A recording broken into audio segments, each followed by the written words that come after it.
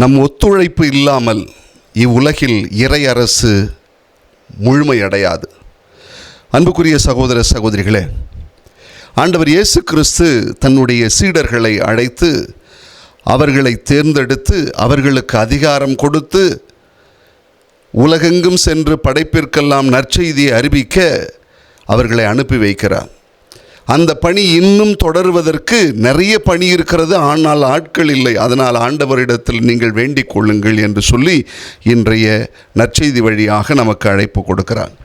இப்போ சமீப காலமாக ஒரு வார்த்தைகள் பேசப்பட்டு கொண்டிருக்கிறத நம்ம நிறைய கேள்விப்பட்டிருப்போம். அதாவது, இயேசு நான் தனியாளாக பார்த்துக்கிறேன், நீங்கள் ஒன்றும் கவலைப்படாதீங்க, நீங்கள் சும்மா வேடிக்கை பார்க்கத்தான் இருந்தால் போதும் அப்படின்னு சொல்லலை. அதற்கு பதிலாக தான் சொல்லுவாங்கள்ல, இப்போ சமீப காலமாக பேசுகிறதுன்னு சொல்லி அதிகார பகிர்வு அப்படின்னு சொல்லி இப்போல்லாம் அதிகமாக பேசிக்கிட்டு இருக்காங்க. அதுவும் அரசியலில் நம்ம பார்த்துக்கிட்டு இருக்கோம். அதிகார பகிர்வு என்பது இயேசு தன்னுடைய சீடர்களுக்கு அதிகாரத்தை கொடுத்து தன்னுடைய பணியை தொடர்வதற்கு கொடுக்கிறார். ஒருவேளை கற்பனையாக யோசித்து பார்த்தா இயேசு கிறிஸ்து விண்ணகம் சென்ற பிற்பாடு தன்னுடைய சீடர்கள் எல்லாம் குறித்து கவலைப்படாமல் விட்டுட்டு நீங்கள் உங்கள் வேலையை பாருங்கள், நான் வானதூதர்களை வச்சு இந்த என்னுடைய பணியை தொடர்ந்து செஞ்சுருக்கேன்னு சொல்லியிருந்தா எப்படி இருந்திருக்கும்னு தெரியல. ஆனால் அத்தகைய நிலைமையெல்லாம் இல்லாமல் தன்னுடைய பணியை தொடர்வதற்கு இயேசு அப்போஸ்தலர்களை தேர்ந்தெடுத்து பெயரிட்டு அவர்களை அனுப்பி வைக்கிற நிகழ்வை நாம் வாசிக்கிறோம். மனிதருடைய இதயங்களில்தான் இயேசு இன்று குடியிருக்கிறார். நம்முடைய கைகால்களின் வழியாகத்தான் அவர் இன்று பணியாற்றி கொண்டிருக்கிறார். அன்புக்குரியவர்களே, அதனால தான் புனித அவிலா தெரசம்மா சொல்லும்பொழுது இப்படி சொன்னாங்க, இயேசுவுக்கு இப்பொழுது இந்த பூ உலகில் நம்மை போன்ற உருவம் இல்லை, கை கால் இல்லை. அதற்கு பதிலாகத்தான் நாம் எல்லாம் இருக்கிறோம். அவருடைய கையாக, அவருடைய காலாக, அவருடைய வாயாக, அவருடைய இதயமாக இருந்து இன்று செயல்பட வேண்டும் என்று தான் புனித அவிலா தெரசம்மா நமக்கு அழைப்பு கொடுக்கிறார். அன்பார்ந்தவர்களே, 19ஆம் நூற்றாண்டில் ஹவாய் தீவு கூட்டத்தில் மொலாக்காய் என்று சொல்லப்படுகிற தீவு ஒன்று உண்டு. அது அரசாங்கத்தாலேயே புறக்கணிக்கப்பட்டு ஒதுக்கப்பட்ட இடம். தொழுநோயாளர்கள் எல்லாம் கொண்டு போய் அங்கே விடுறது. அங்கே ஒழுங்கு இருக்காது, அன்பு இருக்காது, மருத்துவம் இருக்காது, எதுவுமே இல்லாத ஒரு கலாமுலான்னு இருக்கிற ஒரு இடமாக மாறியது தான் அந்த மொலாக்காய் தீவு. இது யாருமே கண்டு கொள்ளலை. அப்படிங்கிறப்ப திருச்சபை என்ன நினைத்து இருக்கிறது என்று சொன்னால், திருச்சபை ஒரு அழைப்பு கொடுக்கிறது. இந்த மொலாக்காய் தீவு அது ஒரு நரகம் என்று சொல்வார்கள். அங்கு பணி செய்ய அழைப்பு கொடுக்கிறார். திருச்சபை அழைப்பு கொடுக்குது. அந்த அழைப்பை கேட்டுக்கொண்டிருக்கிறார்கள். அதில் அந்த அழைப்பை ஏற்றுக்கொண்டு அங்கு பணி செய்ய செல்வது என்பது தற்கொலைக்கு சமமானது. அப்படிப்பட்ட நிலை தான் அந்த இடத்துல இருந்ததாம். அப்போது அந்த அழைப்பை ஏற்றுக்கொண்டு 1873 33 வயது நிரம்பிய தமியான் அருட்தந்தை, நான் போய் பணி செய்கிறேங்க அப்படின்னு சொல்லி அந்த அழைப்பை ஏற்று போகிறார். பொதுவான அழைப்பு வருது, ஆனால் இவர் ஏற்றுக்கொண்டு போகிறார்.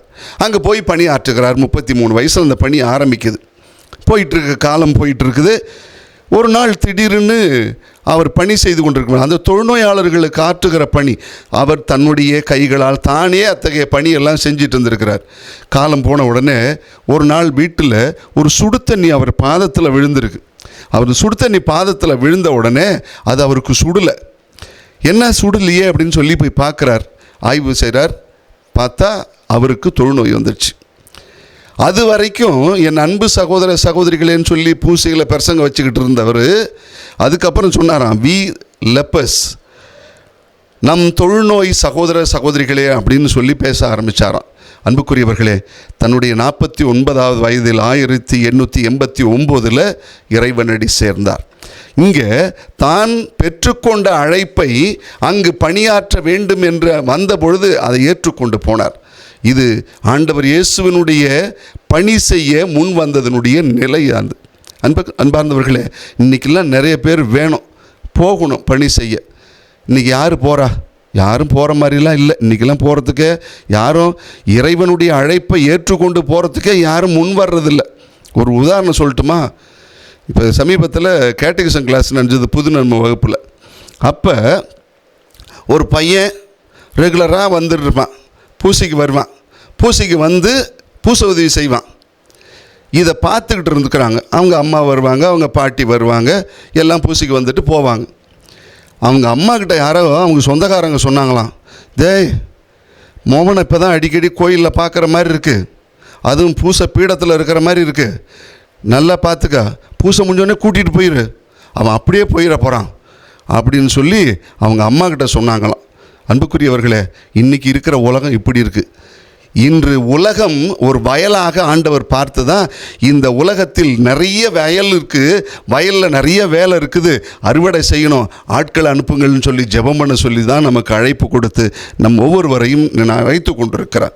அதனால் இந்த உலகத்தில் பணி செய்வதற்கு என்பது நாம் எல்லோரும் அழைக்கப்பட்டிருக்கோம். ஏதோ ஒரு விதத்தில் நாம் ஆண்டவருடைய ஊழியத்தை செய்ய அழைக்கப்படுகிறோம். ஆண்டவர் நம் ஒவ்வொருவரையும் பெயர் சொல்லி அழைத்து கொண்டிருக்கிறார். அப்போஸ்தலர்களாக அதிகாரம் கொடுத்து அனுப்பி வைக்கிறார். அவருடைய பணியை எப்படியாவது செஞ்சுக்கிட்டு இருக்கிறவர்களாக இன்றைக்கி நாம் மாற வேண்டும்.